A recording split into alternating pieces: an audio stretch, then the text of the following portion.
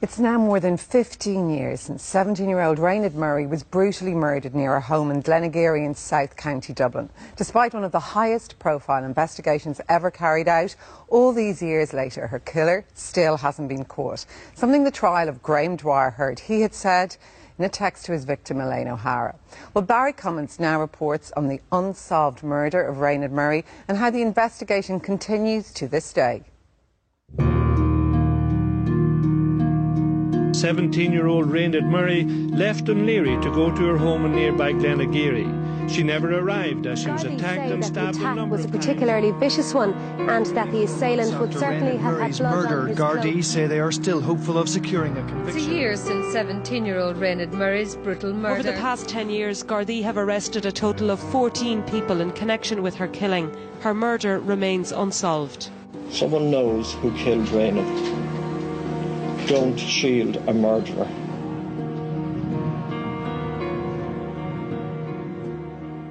It's the largest murder investigation of its kind in the history of the state. 9,000 people interviewed, 3,000 witness statements taken, the subject of a massive cold case review. But still, the murder of 17-year-old Raonaid Murray, stabbed to death a 20-minute walk from Dunleary, remains unsolved. Hey, Orla. Hey, Rob. Hey, Gab. How are you? At Dunleary Garda Station this week, officers continue to examine this high-profile case. It's now over 15 years since Raonaid's death. Our investigation team here at Dunleary have engaged the assistance of the Serious Crime Review team, who've provided us with a number of lines of inquiry. And as part of our ongoing investigation into this murder, we are pursuing those lines of inquiry on a daily basis. Okay.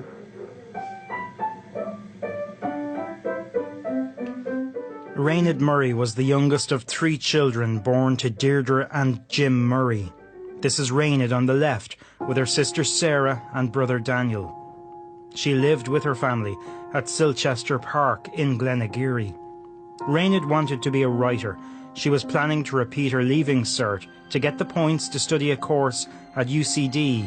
She had a part-time job in Dunleary. She was murdered in a frenzied knife attack, for which there is still no motive. In one of the many texts that now convicted murderer Graham Dwyer sent to his victim Elaine O'Hara, he said whoever had killed Raonaid Murray had got away with it, so why couldn't he? Well, Graham Dwyer has now been caught and convicted for the murder he committed, but whoever killed Raonaid Murray has never been convicted. He or she has, so far, got away with it. It's definitely the saddest murder that I investigated in my time. One of the original Gardaí to investigate the murder revisited the scene with me. So Martin, Raonaid came this direction and she was heading for home. That's right. Now the initial contact between the attacker and Raonaid would appear to have taken place just right behind us there at the gable end of that house, because witnesses were able to tell us in the immediate aftermath that a lady's voice and a man's voice were heard, and the lady, we are assuming was Raonaid, said to the man to get away from her, or words to that effect. But just around that area there would appear to be where the attack on Raonaid took place. There was a trail of blood where Raonaid obviously was struggled all the way up to that opening. She was found lying on the footpath there by her sister and her 2 friends. Even after suffering these wounds, yes, she fought to get away, in a sense. She fought to get up there. Oh, she did indeed, and I'd say she didn't realise that she was so badly injured. So Raonaid is struggling on towards her house up here. Yeah. This is the way she has come in. Yes. And the killer quite possibly goes out that way. The natural thing to do would be to go back that way from the direction she was walking, and sadly the knife was never found. Yeah. It's amazing that no proper intelligence feedback came after that attack on Raonaid, and there was no other attack similar to that around the area.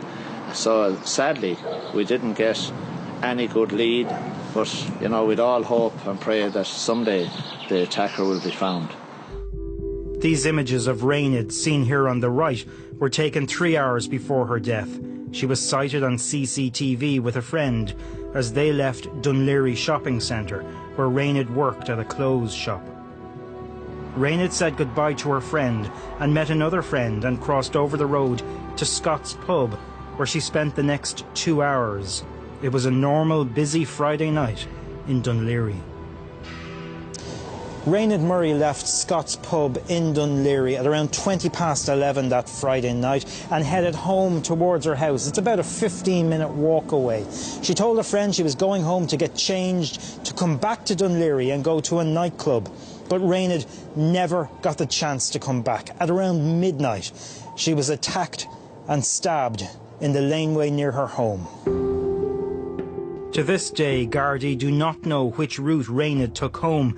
There were a number of ways to get from George's Street to Lower Glenageary Road and on towards Silchester.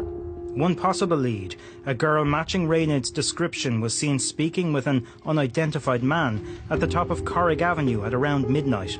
This is just one of the many leads which Gardaí followed at the time and which they are still pursuing this week. There are many persons of interest still unidentified, including a man who danced with Raonaid at Paparazzi's nightclub in July 1999 and spoke with her later at the local Abra Kababra. Other leads include a man seen running from Silchester Road after midnight on the night Raonaid was murdered, and a woman seen in the area at around that time. There is no prime suspect, but there are in fact a number of so-called persons of interest. A recent review by the Garda Cold Case Unit led to more than 20 people being nominated as still being viable suspects. Over 1,000 recommendations are now being followed by Gardaí here at Dunleary Garda Station. Things like new interviews, re-interviews, fresh searches, forensic retesting. The investigation file here is massive. You cannot help but wonder if the identity of the killer is somewhere within all that paperwork. Raonaid Murray died within minutes of being stabbed. She suffered a fatal wound in her left armpit. She also suffered knife wounds to her chest, her abdomen, and her right arm. This is where Raonaid Murray died. She had been attacked in the laneway and had stumbled about 50 yards or so to here in a great show of strength. But she had suffered multiple knife wounds and she collapsed and died on the footpath. In a previous interview marking the launch of a family website dedicated to Raonaid, her parents Jim and Deirdre told me about their youngest child. From the time I knew I was expecting Raonaid, she was a joy for me. Raonaid was, she was really a beautiful, beautiful child. There are still so many questions unanswered. Who desecrated a cross at Raonaid's grave in Shangana Cemetery some months after the murder? And is it linked to the killing? And whoever did murder Raonaid would have had a considerable amount of blood on their clothing. It's very likely that somewhere there is a family member or friend of the killer hiding a terrible secret. There are still two critical aspects of this case which the investigation team need to resolve. The first one is, why was Raonaid Murray, a 17-year-old girl, killed in such a violent fashion, so close to the safety of her family home? And who carried out this killing? Somebody knows the answers to these questions. It's time for that person or persons to make a call. It's never too late. I'm asking that person to make that call now. Your silence is compounding the suffering of the Murray family. Please call us at Dunleary Garda Station on 01 666 5000 or call us on the Garda Confidential line on 1800 666 111.